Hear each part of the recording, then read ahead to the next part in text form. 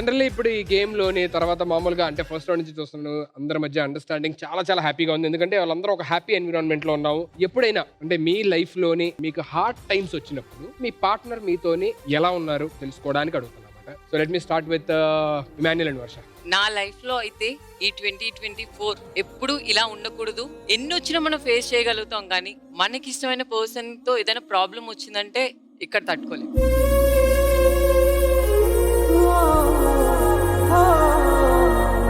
ఈ 24 లో ఇమాన్యుయల్ కి నాకు చాలా గొడవలు జరిగాయి. ఇద్దరం కలిసి చేయకూడదు అన్నంత ప్రాబ్లం ఫేస్ చేశాము. ఇంకా ఈ అబ్బాయితో నేను చేయకూడదు అని అంత మెంటల్ గా నేను వెళ్ళిపోయాను.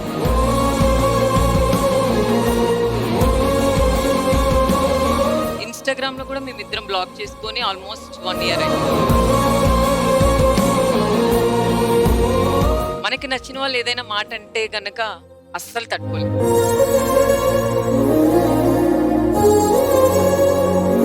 ఈ 24 లో మాకు జరిగిన డిస్టర్బెన్స్లు 25 లో ఉండకూడదు అనుకుంటున్నాను. క్లియర్ గా ఉండాలి అనుకుంటున్నాను. తెలీదు నెక్స్ట్ ఏమవుతుంది.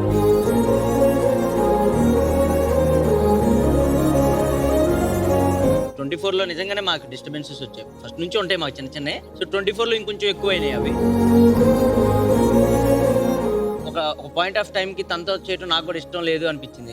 దీనివల్ల ఇద్దరు పర్సనల్ లైఫ్ లో ఇదైపోతుంది. నా పర్సనల్ లైఫ్ నిజంగా డ్యామేజ్ అయింది దానివల్ల. సో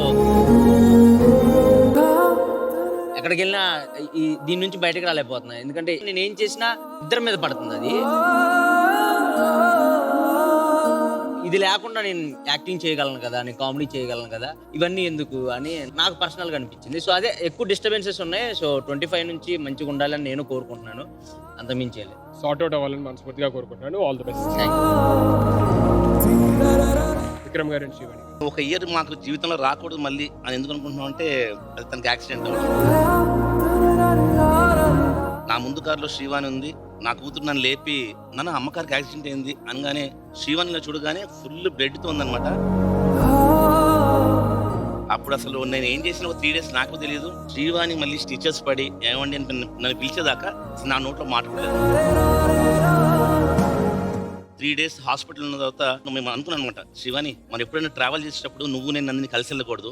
బయట కంట్రీస్కి వెళ్తే 3 flights వెళ్దాం. అంటే ఒకటే యాక్సిడెంట్ అయితే ఒకటేసారి ముగ్గురు ఏమైనా అయిపోతే మన ఫ్యామిలీ ఉండదు కదా అని నిజంగా అసలు చాలా 2024 మళ్ళీ రాకూడదు, ఎవరికి రాకూడదు. శ్రీవాణి గారు. నాకు 2024 ఇయర్ ఇష్టమే. ఎందుకంటే నాకు ఈ యాక్సిడెంట్ అనే పార్ట్ వదిలేస్తే మిగతా ఇయర్ మొత్తం కూడా నేను హ్యాపీగా ఎంజాయ్ చేశాను. యాక్సిడెంట్ అయి నాకు ఈ చెయ్యంతా ఇంజెక్షన్స్, ఈ చెయ్యేమో ఫ్రాక్చర్, తలనొప్పి, నేను లేగలేకపోతున్నాను. నాకు స్నానం చేయించడం కానివ్వండి, అంటే భార్యాభర్తల అనుబంధం నాకు యాక్సిడెంట్ అయ్యాక నాకు ఓహో నాకు ఏమన్నా అయితే మా ఆయన నన్ను ఇంత బాగా చూసుకుంటాడా, ఇంత బాగా టేక్ కేర్ చేసుకుంటాడా, తినిపించడం, వాటర్ తాగిపించడం, నాకు స్నానం చేయడం, ఒళ్ళు తోడవడం. పుట్టినప్పుడు మా మమ్మీ నాకు ఎలాగైతే టేక్ కేర్ చేసుకుందో, మా వారు, నా కూతురు నిజంగా దగ్గరుండి నన్ను అంతలా చూసుకున్నారు. నాకైతే చాలా హ్యాపీగా ఉంది. యాక్సిడెంట్ అని నొప్పి గిప్పి అన్ని పక్కన పెట్టేస్తున్నారు. బట్ ఒక్క మెసేజ్ ఏం చెప్తానంటే, నిద్ర వచ్చినప్పుడు మాత్రం మన ప్రాణాల కన్నా ఎక్కువ ఏది కాదు. బండి పక్కన పెట్టి కొద్దిసేపు నాప్ తీసుకొని మీరు రెడీ అన్నప్పుడే బయలుదేరండి, అంతే. నేను 2025లో ఏం మార్చుకోవాలనుకుంటున్నానంటే 2025 అనే కాదు, నెక్స్ట్ జన్మ అనేది ఉంటే ఆసియా అబ్బాయిలా పుట్టి నేను అమ్మాయిలా పుట్టాలి అని అనుకుంటున్నాను. సో ఎందుకనంటే తన లైఫ్లో చాలా సాక్రిఫైస్ చేసింది నా కోసం. ఒక రకంగా చెప్పాలంటే తన జీవితమే సాక్రిఫైస్ చేసింది. ఒకానొక సిచ్యువేషన్ వచ్చినప్పుడు నేను చాలా ప్రాబ్లంలో ఉన్నా. వాళ్ళ నాన్నకి కూడా యాక్సిడెంట్ అయ్యింది. ఏ అమ్మాయి అన్నా అయితే ఫ్యామిలీ కదా అని చెప్పి వాళ్ళ డాడీ దగ్గరికి వెళ్తారు. బట్ నా ప్రాబ్లం తన ప్రాబ్లం అనుకుని నాకు సపోర్ట్గా ఉండి వాళ్ళ డాడీ దగ్గరకు కూడా వెళ్ళలేదు. ఏమ్మా అని అడిగితే అమ్మోళ్ళు ఉన్నారులే అక్కడ చూసుకోండి, ఇక్కడ ఒంటరిగా ఉంటావు కదా, నాతో ఉండిపోయింది. నిజంగా ఆ దేవుడి మీద ఒట్టే చెప్తున్నాను, నన్ను ఆసియాగా పుట్టించి ఆసియాని నాలా పుట్టిస్తే ఖచ్చితంగా తిన రుణం నేను అప్పుడు తీర్చుకుంటానని మనసు.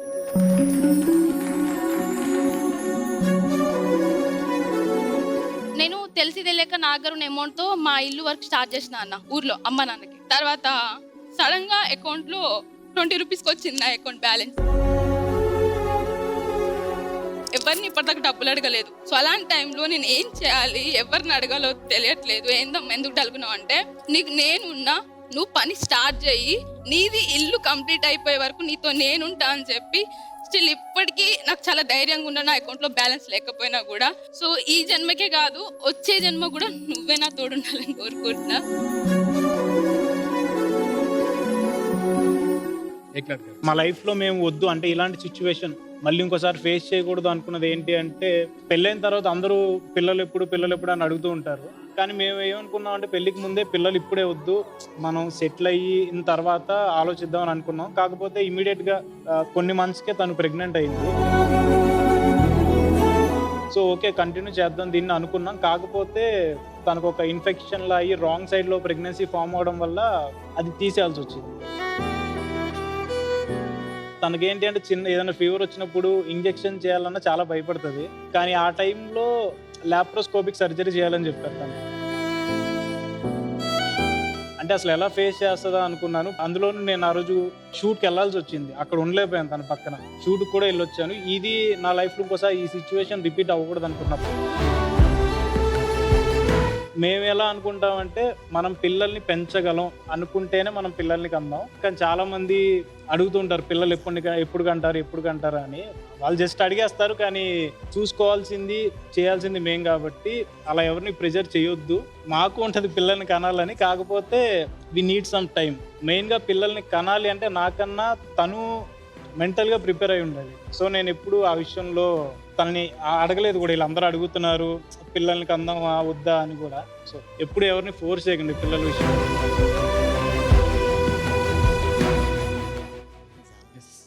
మెయిన్గా ఫస్ట్ మా ఇద్దరికి అండర్స్టాండింగ్ ఉండాలి. మేము హ్యాపీగా ఉంటేనే రేపు పొద్దున పిల్లల్ని కూడా హ్యాపీగా పెంచగలం. ఇప్పుడు అప్పుడు అని కాదు, ఎప్పుడైతే మేము పిల్లల్ని కంటామో అప్పుడైతే హ్యాపీగా చూసుకుంటాం. అదొక హ్యాపీ ఫ్యామిలీ అవుతుంది అని చెప్పేసి అనుకుంటాం.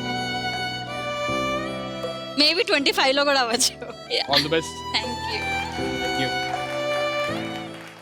మా మధ్య ఏం గొడవలు ఉండవు బేసిక్ గా, కానీ చాలా సార్లు ఒక్కటే టాపిక్ మీద చాలా బాధ పెట్టాను తనని.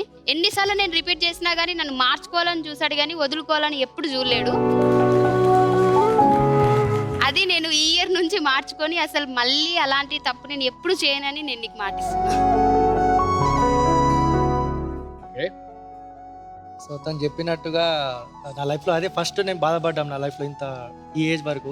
సో దాన్ని ఎలా ఫేస్ చేయాలో నాకైతే అర్థం కాలేదు. నా రిలేషన్ కోసం నా లవ్ కోసం నేను ఫైట్ చేయకపోతే నాకు అసలు అర్థమే ఉండదని. సో ఐ డెఫినెట్ తన కోసం ఫైట్ చేసా.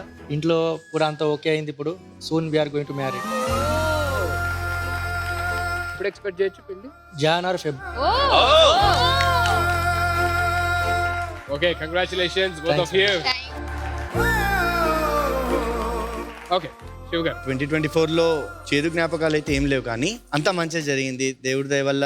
బొంగుడు పిల్లల మధ్య చిన్న చిన్న గొడవలు వస్తుంటాయి, చిన్న చిన్నవే ఇంకా దగ్గర చేస్తాయని నా ఫీలింగ్. అవునవును.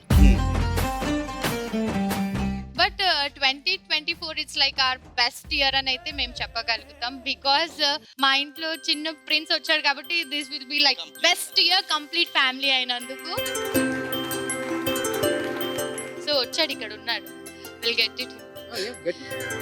ఆటల పాటల నవ్వుల పుత్తడి బొమ్మరా బొమ్మరా, ఆశగా చూసిన నాన్నకి పుట్టిన అమ్మరా. మేధాంష్ గివ్ హై ఫై.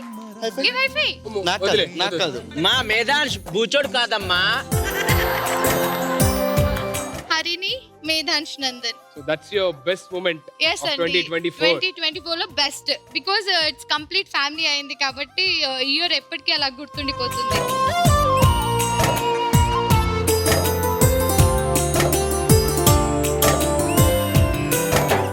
ఎప్పుడు ఇలాగే హ్యాపీ ఫ్యామిలీ లాగా ఇలాగే ఉండాలని మనస్ఫూర్తిగా కోరుకుంటున్నాను. All the very best to the whole family and God bless you all.